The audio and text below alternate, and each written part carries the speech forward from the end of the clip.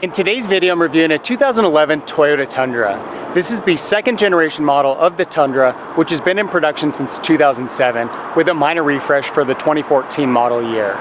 Now, when Toyota came out with the second generation model of the Tundra, they increased the size of the truck significantly over the first generation model, and they also added a lot more options for buyers in terms of bed, cab configurations, and powertrain options. The second generation model of the Tundra sees a significant size increase over the first generation model, and on top of that, it really gained a style of its own. If you compare the first generation Tundra to the Toyota Tacoma of that era, it's very similar in terms of the overall design. And I think Toyota was playing it safe, basically giving buyers an option to buy a truck that looked like the Toyota Tacoma, but offered the size and benefits of a half-ton truck. And while it's very popular among many groups, I think that the second generation model, they gave the designers a lot more flexibility to be creative and really create a truck that was unique in its overall design. And I think they were very successful in that. The Tundra is a great looking truck and very unique within the full-size truck segment. Compared with the popular F-150 model, which is kind of tall and skinny, I like the low and wide stance of the Tundra. On top of that, it has a very athletic appearance to it. There are a lot of bulges throughout the truck that just kind of look like muscles or tendons kind of flexing. You see that on the rear tailgate. You get it on the rear fender, the front fender, and you can see it on the cab, down in this lower section. We also see it up front with the hood and the grille. And all of that just gives the Tundra a very sporty, athletic appearance. Now, the Tundra is available in 3 different cab configurations for the second generation. You can get in a regular cab, a double cab, which is essentially a 4-door extended cab, and then they've got this 4-door Crew Max, which is the largest option. With the Crew Max, you get a 5.5 foot bed, but with the regular and double cab, you have your choice between a 6.5 foot bed or an 8 foot long bed.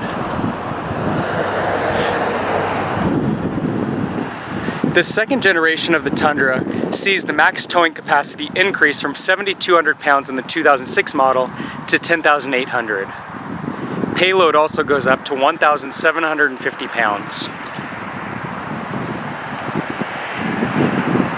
There are 3 different trim packages available on the second generation Tundra. You can get it in a base DX package.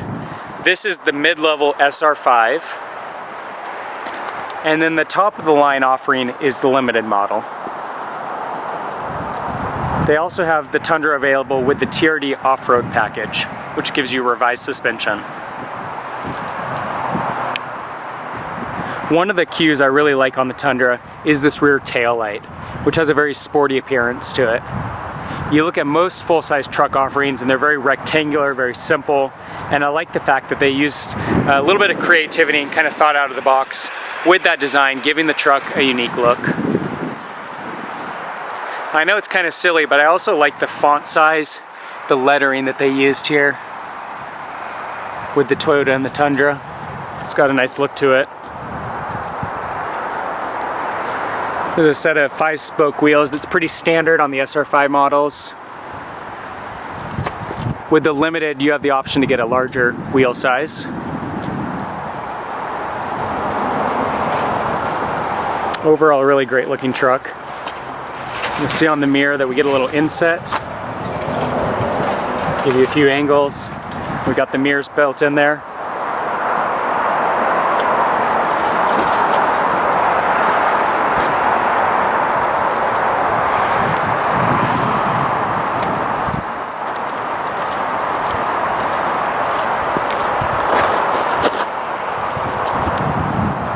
See, this model comes equipped with a sunroof.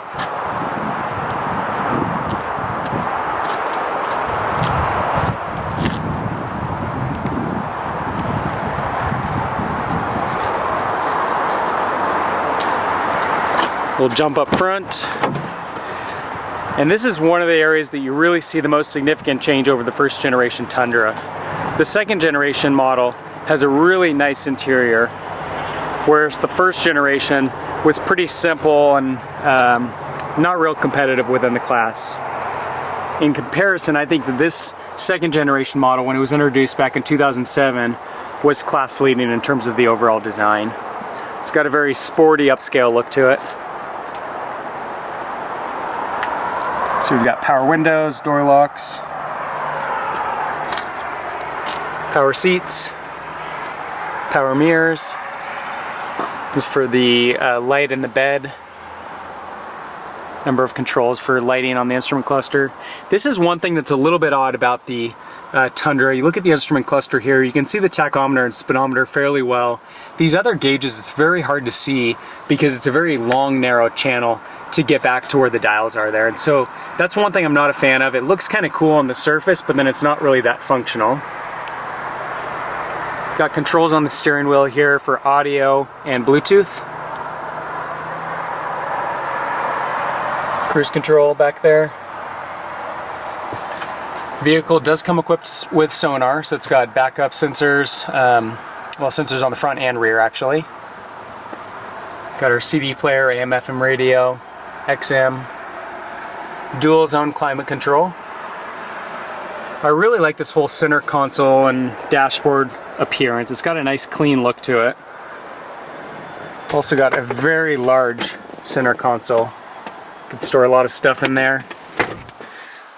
The seats have a really nice style and design to them, and they're very comfortable. You can see the sunroof up above.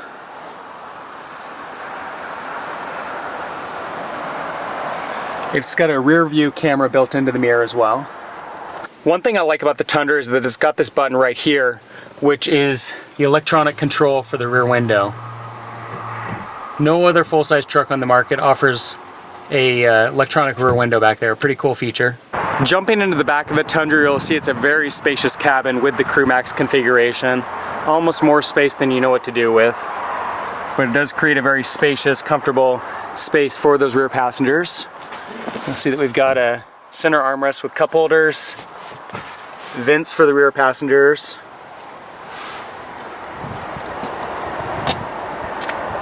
Some more cup holders.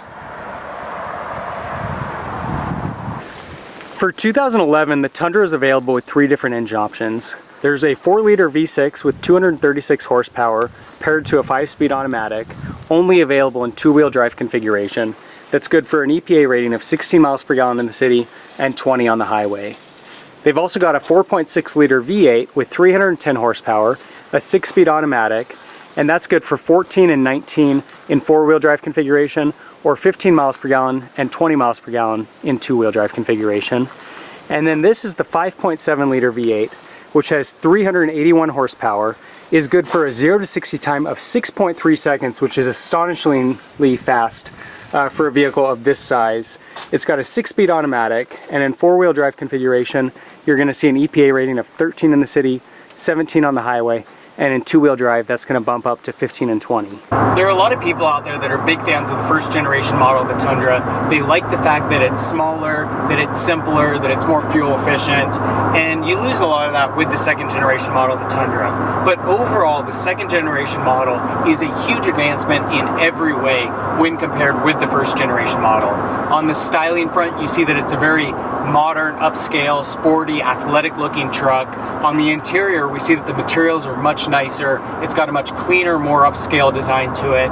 And then what's really impressive about the third generation model sits under the hood with a very impressive powertrain in this 5.7-liter V8. I already mentioned that it's got 381 horsepower. The 0 to 60 time is 6.3 seconds, which is incredibly fast for a vehicle of this size. That puts you in the league with sports sedans. I mean, we're talking Audi A4, BMW 3 Series, at a stoplight, accelerating to 60. You're going to be competitive with vehicles of that caliber in a full-size pickup, which is incredibly impressive. So that's a review of the 2011 Toyota Tundra. As you can see, the second generation model is a huge advancement over the first generation model and makes it very competitive within the full-size truck segment. If you have any comments or questions, leave those in the section below. For more car videos, subscribe to my channel. In the meantime, thanks for watching.